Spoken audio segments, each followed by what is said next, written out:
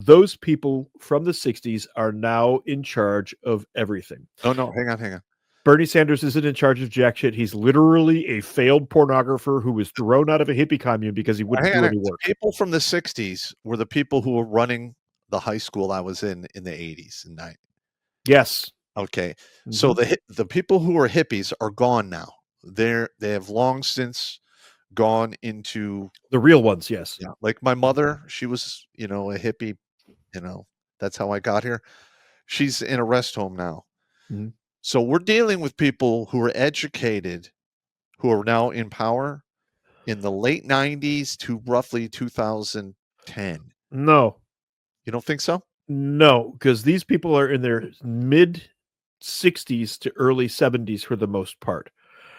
Think Chuck Schumer, think Nancy Pelosi, that crowd. That's the power level that I'm talking about right now. The people that are running the universities, the average age of those individuals, I think, is 59. So it's the generation that came after our mothers. Our mothers are actually the same age. Okay. Our mothers are the same age. It's the people that came after them. They're the ones who got the full force of the new academiosis. And what ended up resulting from that is you get people like this. Professor Mabel Berezin. She seems nice.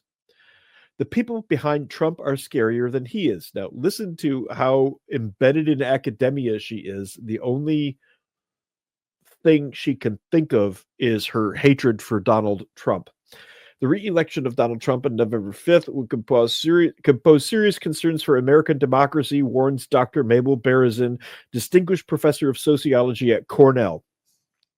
That's a pretty good university. Well, it was anyway. In an interview with the European Center for Populism Studies, Berezin makes it clear that while Trump himself is concerning, it's the people surrounding him that she finds truly alarming. By the way, we don't have a democracy, or at least we're not supposed to. Well, first of all, a pure democracy always winds in nothing but chaos and blood. It's 5 wolves and a sheep deciding on dinner. Yes.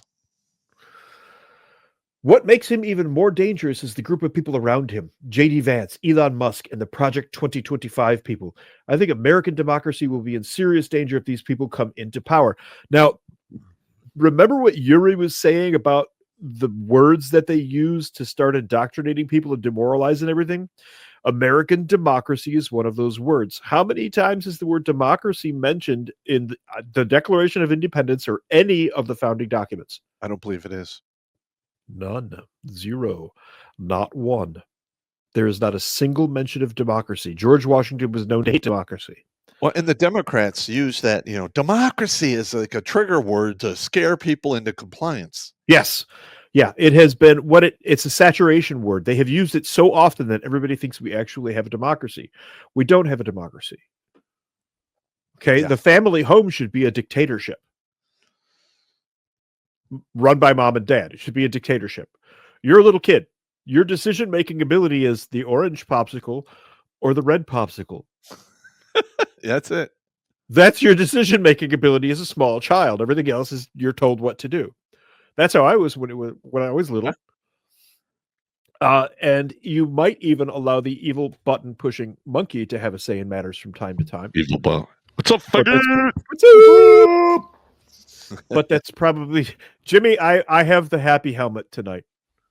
If you are a Ren and Stimpy connoisseur, you know what's going on here. I almost forgot all about the happy helmet. Yeah, we are there. That is where we are tonight. Oh, joy. Oh, joy. Yeah. Thank you, Stimpy. I like being angry. The interview touches on how populism in the United States differs from its historical and European counterparts. Yes, because the country was founded by alpha personality types, America.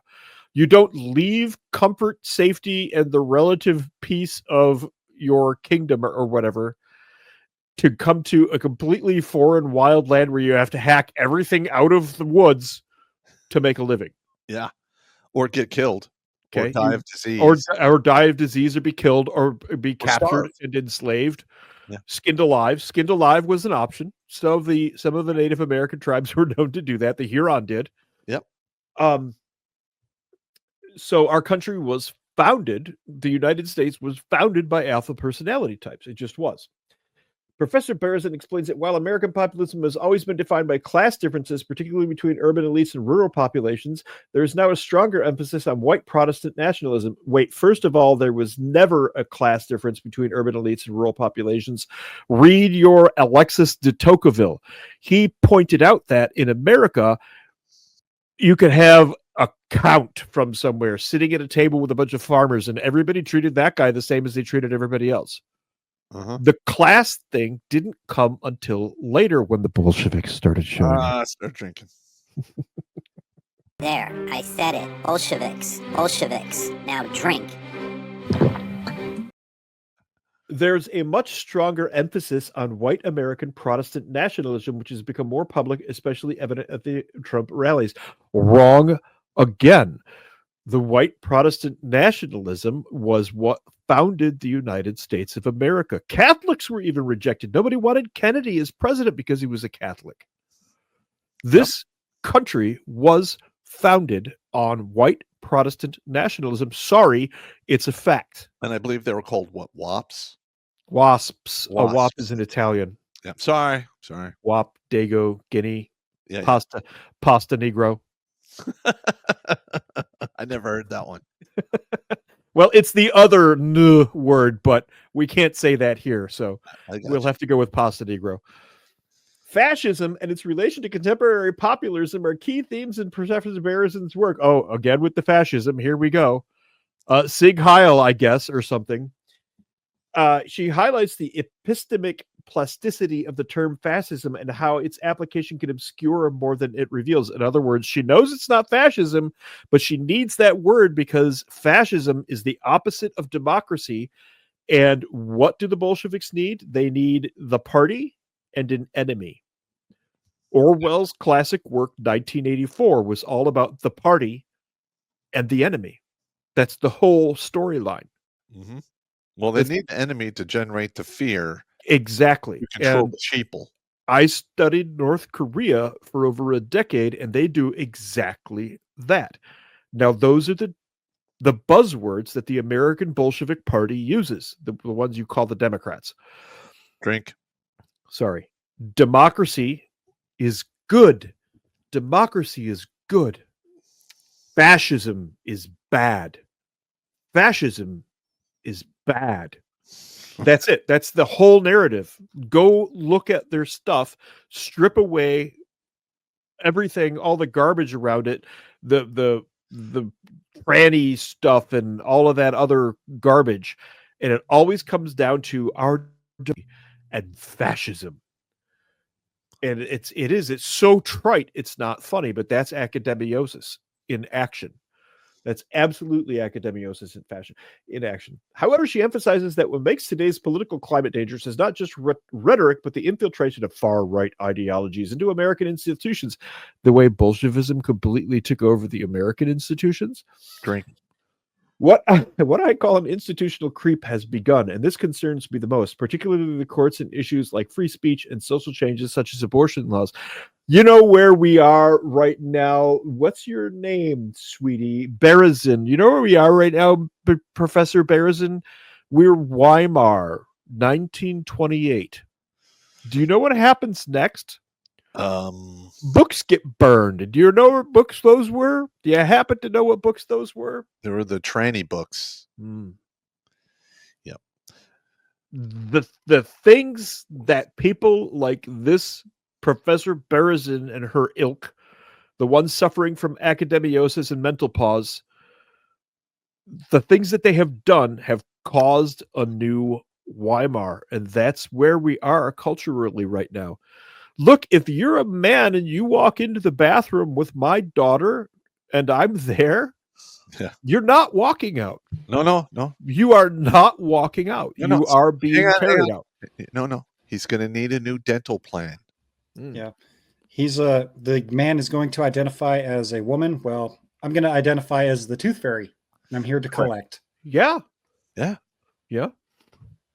listen, and the reason that's not happening is a lot of men have been feminized, and they literally act and think like women who think they're men, which are third string men. And we all know what happens to people on the third string on an organized team, right? They're on the bench the whole time. No, if you're lucky, you ride the bench. They beat the shit out of you, and then when they don't need you anymore, they fire you or they trade you for something better. That's true. That's true. I just came up with a new phrase, by the way, that we can use that won't get us bounced until they figure out what it actually means. And that would be? You understand that there is a horizontal plane and a vertical plane, yes? Yes. I am a planar reorientation specialist. Ah, okay. Fair enough. Okay. Professor Bearson also points to the rise of paramilitary groups in the United States, noting their similarities to those that fueled fascist movements in Europe in the 1920s and 1930s. They were a direct reaction to your kind. Specifically, a reaction to your kind. Plus, they were fueled by the fact that, they were living in squalor because Yes. they're getting Yes, taxed because of World War I. they had been taxed to death. Mhm. They had been subjected to endless war. They were having their national identity crushed. They were being told that boys could be girls. I mean, this is all things that happened during that time period. Go back and look at it. It's just a replay of the same thing. And when they tank this economy, Mhm. all right, there's only so many blue cities out there. Yeah. Most of the people Mhm. live in the rural areas outside of these big blue cities. Which And is they're going to something feel a they particular way hate. about it. Yeah. And you're going to see them rise up, and it's going to be bad. Mhm. And I hope we could stop that before it gets out of control. Watch Grunt Speak live every Tuesday and Thursday at 8 p.m. Eastern. And if you want to join Pop for Supporters Sundays, go to redonkulous.com/donate and make a monthly pledge. A link is in the Meat Gazer box.